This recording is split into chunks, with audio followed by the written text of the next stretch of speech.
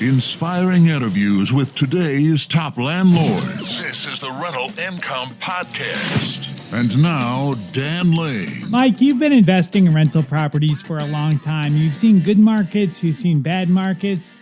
What do you think about investing right now? Do you think this is a good time to buy rentals? I always think there's always a possibility of being able to buy rentals. Just make sure the numbers work and don't try to force the numbers would be the only other thing that I would say about that. Something that I think that you and I have done is, Dan, you and I partnered up. That's another way of being able to be creative. I've been doing real estate for about 25 years now, and you're the first time I've ever tried to partner with anybody.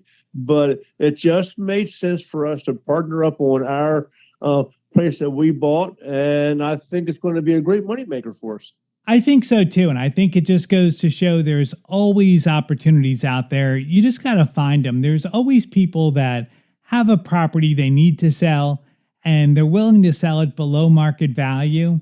You just got to find them. And on the podcast today, we'll talk about how we found this property. We'll talk about how we financed it. We've had a couple of problems along the way. We'll talk about how we worked things out. And we'll also talk about the deal. We'll go over all the numbers and share how this property is working out so far. First, let's take a really quick break. We'll thank our sponsors. We'll come right back and we'll talk to Mike Grams and myself. It's a lot of work to find a really good rental property. And when you actually find that property, you want to make sure you're working with a lender that can get that loan closed. The lender that I recommend is Chaley Ridge from Ridge Lending Group. She's a nationwide lender, and her specialty is helping investors finance rental properties. She has a ton of loan programs, and she can find something customized to you for your situation. If you want to find out more or you're ready to get started today, just go to ridgelendinggroup.com. That's RIDGE lendinggroup.com. NMLS 42056. Rental Income Podcast. Mike, I'm really excited about this property that we bought. I think it's been working out great, and I think it's going to be a great investment. Tell us about this house. What's it like?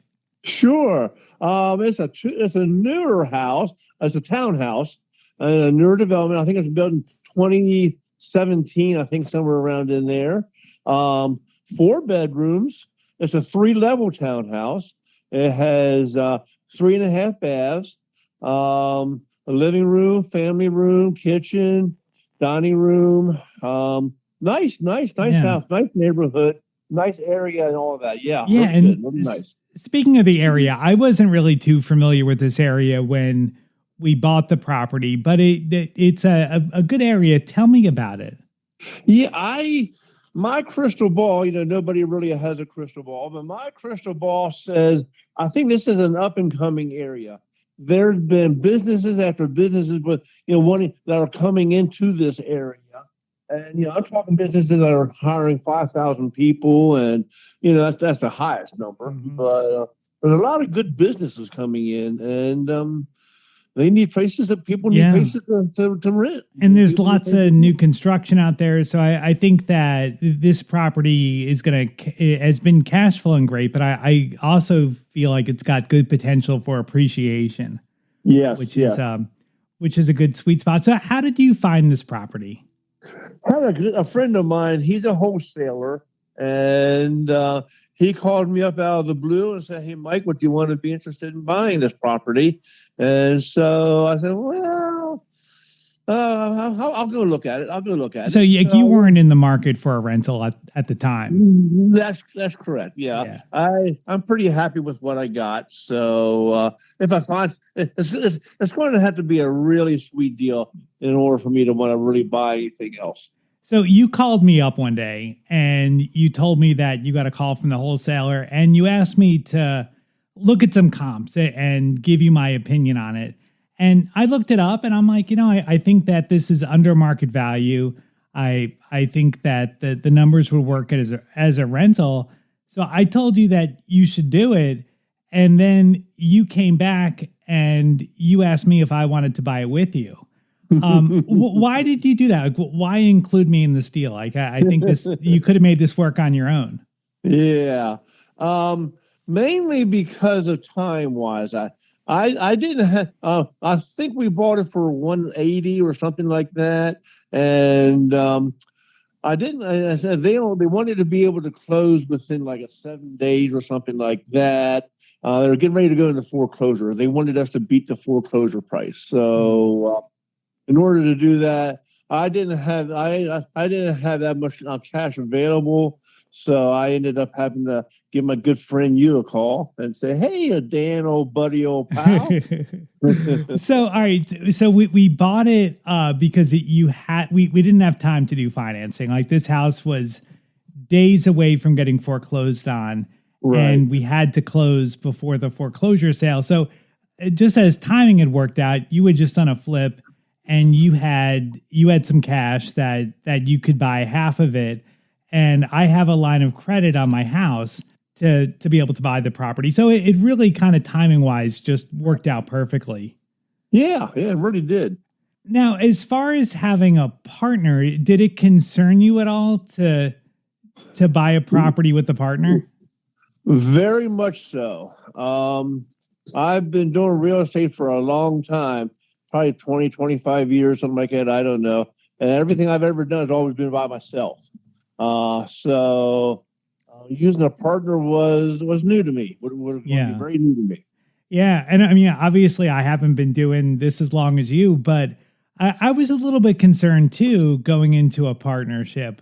But I think that we built a relationship over a number of years. Yeah. And we've talked about real estate a lot. I think we're both kind of on the same page and see things the same way. Absolutely. It's not like I didn't know who you were or anything like that.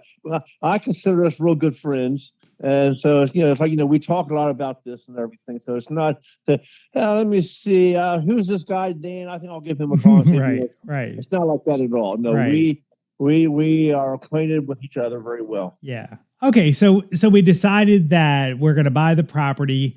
What was the condition like? So you went over there before we made an offer. You got a tour of the property. You looked around. What was the condition like when you saw it? Actually, I thought it was in pretty decent shape. The biggest, I should say, the major repair work was the front door was busted in, and the front door needed to be reworked. But everything else was just basically cosmetic. There was carpet in it, and we also painted the kitchen cabinets. We did paint the cabinets too, I think. But other than that, so it's just basically paint, and we put new flooring, and then I had to repair the front door. So with the flooring, one thing that we had kind of gone back and forth of is, do we do carpet or do we do luxury vinyl plank? And our plan with this property is to rent it out and then to eventually sell it, because the property is appreciating and we've got some pretty good equity in there. So I think we're going to rent it for a bit and then we're going to sell it. And when I was looking at the comps, I noticed that all of the rentals, or most of the rentals, had carpet, and most of the sales had luxury vinyl plank. And I personally like luxury vinyl plank. It's a little bit more expensive than carpet, but it's just so much more durable. But we'd kind of gone back and forth, but we decided on the LVP because for resale value, I think it's going to help us. Right. Yeah. I mean, that was the whole thing. I mean, we didn't want to have to spend the money again in a year or two to put new flooring down, because the carpet, if we'd done carpet now, we'd have to, redo the carpet. Whereas LVP is going to last, it usually lasts and holds up a lot better, a lot longer. As far as getting all the work done, it's not much. I mean, the flooring, the paint, the door, a couple of minor repairs. Right. I kind of thought this might take maybe a week or two to get it done, but it ended up taking us 6 weeks. Why did it take us so long? What happened? Because I guess it's all my fault. You're trying to blame me. I know you. So we kind of split things up. I guess just to let everybody know, I'm going to deal with the management. So I'll deal with the tenant communication. I'll make sure the rent's collected. So I'm going to deal with the property while it's being rented, and you were going to get all the rehab work done. So, So why did it? Yeah. So I'm going to blame it on you. Why did it take so long to get it done? I was very surprised at how long it took to get the. I normally do a lot of the work myself, but I'm getting to the point where I'm not able to do that as much as I used to. So I thought we'd go, and we both talked about that we'd go ahead and hire that out. So I was able to find some painters, I hired them out. I was able to find some people to put flooring down. We were able to hire that out. It just took me a lot longer than what I would have liked to have done, because they had to, well, hey, I'm finishing up another job over here before I can start on your job, and that kind of thing. So I don't know, maybe I just didn't schedule it well enough or what, but I think a lot of it just had to do with getting the people in there in the time that we were hoping they could get in there. And they didn't get in there in the time that we wanted them in there to get the work done. They did good work. I was very pleased with the job, but it took a month longer than what we wanted. I think the thing to walk away with is just it's a good idea to, in your projections, just to leave a little extra time in case there's runovers, because you don't have a lot of control over contractors' schedules. Yeah, that's always seems to have been a toughie for me, being able to, unless you have your own crew, which well, I'm definitely not that big to do. You gotta allow for downtime, I guess. Yeah. You gotta allow for downtime. Yeah, absolutely. All right, so we got it done. We put it up online. We got a bunch of leads. We had 2 showings, and our second showing is who we went with. So maybe let's talk about these applicants, because we weren't so sure about renting to them. So it was 3 roommates. They had good jobs, good income, no problem there. But they didn't have a rental history. Like, they were younger, and their credit wasn't that great. Do you have a minimum credit score that you look for? Yeah, I usually like to try to keep my places around 650 or around that. Depending on the circumstances, I may go 640, but I like to keep it around 640, 650, somewhere in that neighborhood. Yeah, I'm a little flexible with that too. It's like if they have really good income and a really strong rental history, I'm a little bit more flexible on the credit. So the credit wasn't there, and they didn't have a rental history. So we weren't really sure on renting to them, but what gave us the confidence to move forward with them was we had them buy us a basically an insurance policy. So instead of them giving us a security deposit, they bought us an insurance policy that would pay us if they defaulted on the lease, if they caused damage, if they moved out. So we use the Guarantors, and the Guarantors is a sponsor of the podcast, but I've been using them for all of my properties recently. This was my 3rd rental that I've switched over to them. And it ended up working out great for them and great for us.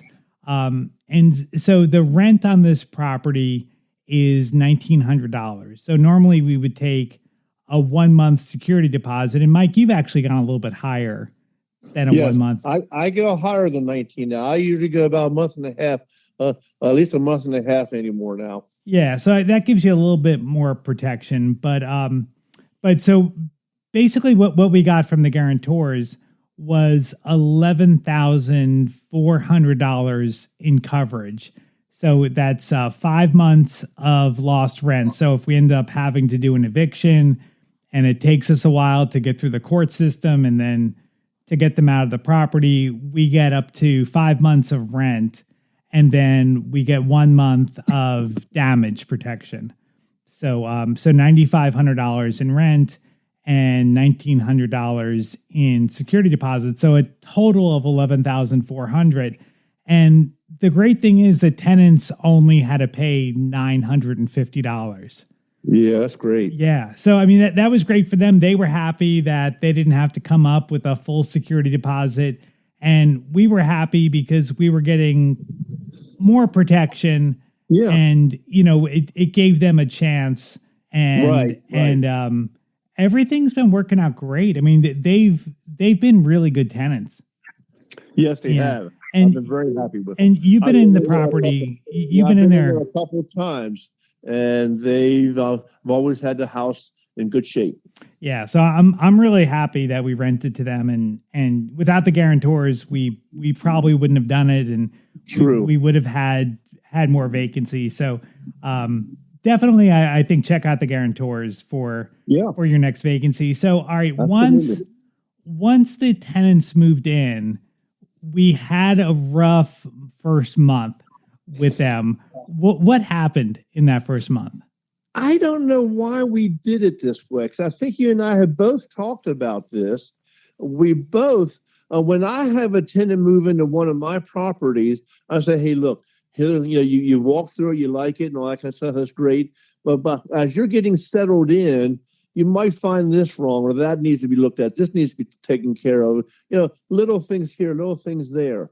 I'm just talking little things, like, there might be a light bulb out in the bathroom, or, just little things like that. So I asked them to make a list and give it about a week or so, and then give me a call back, and then I'll come over and we'll take care of that I call it a punch list. We'll take care of that, and then everybody will be happy to go. For some reason, we did not do that this time. We were happy about having the tenants. We were happy about the price, happy about the guarantor. We were happy about everything, and just totally forgot to suggest, give it a week or so of finding things that might be going, little things that might need to be looked at. Yeah. And they surely did not do that. We heard from them every single day.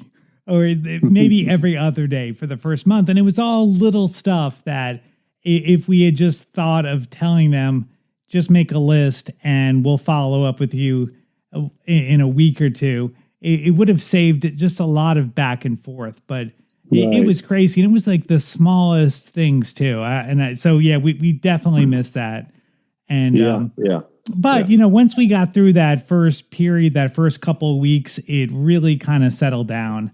And there really hasn't been too much, but they've been paying rent on the first, and we've really had no problem. So let's take a look at the numbers on this property. So before that, if I may say, is I'm kind of, it made me feel good that they were that concerned about the property. It was just wee little things. One of them was just a light bulb, right? Just wee little things that made me feel good that, they wanted to take care of the problem. That's true. That's true. It was a pain in the butt because you got called every other day. But on the other hand, it showed that they were very interested in wanting to take care of the place. Yeah. And one other thing to point out too, which is a great tip that I've actually picked up on this podcast, is I told them not to call me when things come up, but to text me. And it's so much easier to manage a text message than a phone call. So that's actually been a lot easier. Most of my communication with them has just been over text. So that's easier.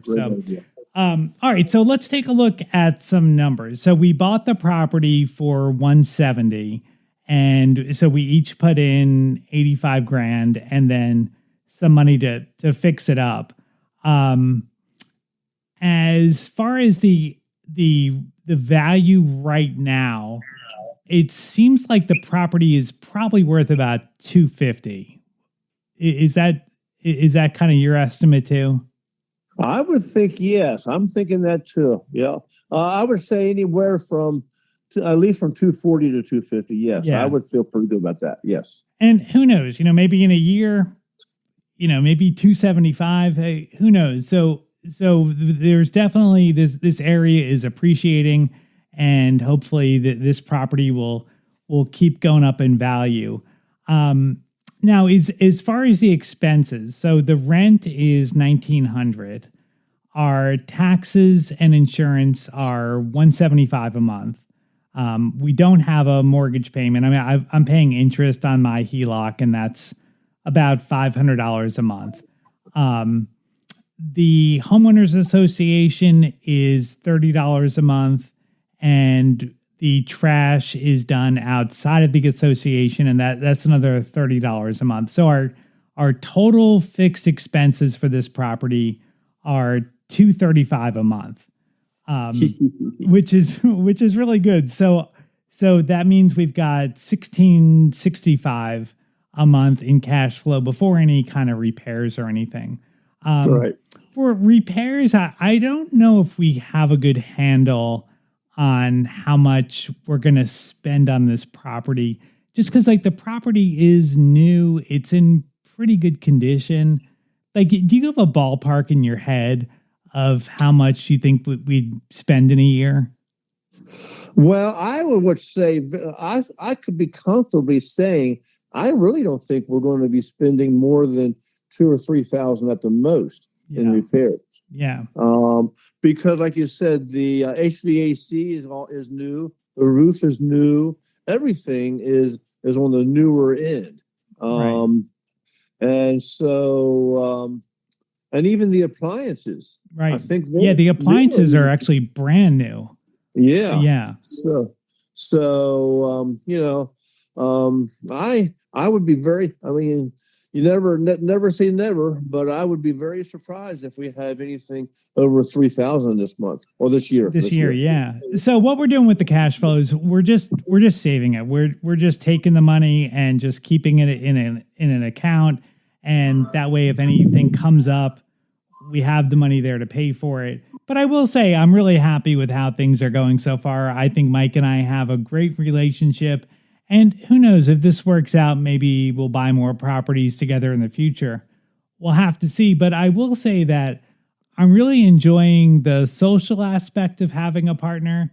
It can be, I don't want to say lonely, but it's very individual when you're buying a property by yourself, and having someone to talk to about different things that are going on and to strategize with. It's kind of cool when you're both on the same page and you're both working together towards something. So I really do enjoy that part of having a partner so far.